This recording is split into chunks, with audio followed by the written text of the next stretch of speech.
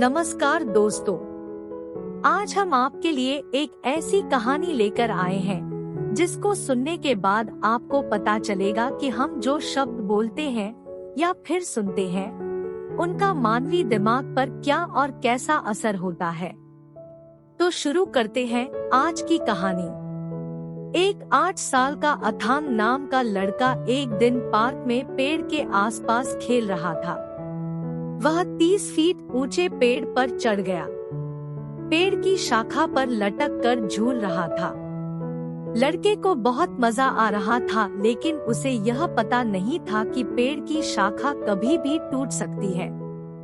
उसका कजिन आरव, जो उससे 1 साल बड़ा था, वह भी उसी पेड़ पर खेल रहा था। वह उस पेड़ की डाली से सिर्फ 10 फीट नीचे लटक रहा था। तभी अचानक अथांग के पिताजी और आरव के माँ की नजर उन दोनों पर गई। उन्होंने देखा बच्चे पेड़ पर बहुत ऊपर चढ़े हुए हैं और वह दोनों वहां से गिर सकते हैं। इसके पहले वे दोनों वहां जाकर बच्चों को सुरक्षित नीचे उतारते। तभी अचानक आए हुए जोर की हवा के झोंके से पेड़ हिलने लगा। तभी अथांग को जानी पहचानी आवाज सुनाई दी। आवाज उसके पिताजी की थी। वह कह रहे थे, अथांग कस के पकड़े रहो। दूसरी तरफ आरव की माँ उसे कह रही थी, आरव गिरना मत। और उसी वक्त उन दोनों ने देखा कि आरव पेड़ से गिर गया। उसे थोड़ी चोट लगी थी। दूसरी तरफ अथांग जो है वह सुरक्षित पेड़ से नीचे आ गया था। उस घटना के कुछ देर बाद आरव की माँ ने अथांग के पिताजी से पूछा। अथांग और आरव दोनों एक ही पेड़ से लटके हुए थे, लेकिन फिर उस पर से सिर्फ आरव गिर गया और अथांग कैसे नहीं गिरा।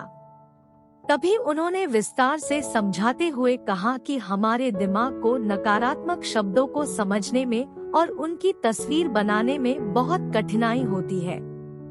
दिमाग जल्दी से यह कर नहीं पाता। आरव को ना गिरने के आदेश को मानने के लिए पहले अपने दिमाग में गिरती हुई छवि को लाना पड़ा और फिर दिमाग को यह बताने की कोशिश करनी पड़ी कि वह ना गिरे। जबकि अथांग को कसकर पकड़ने के लिए कहा गया तो तुरंत उसके दिमाग में पेड़ की डाली को कसकर पकड़ी हुई छवि आई और वह सुरक्षित नीचे आ गया।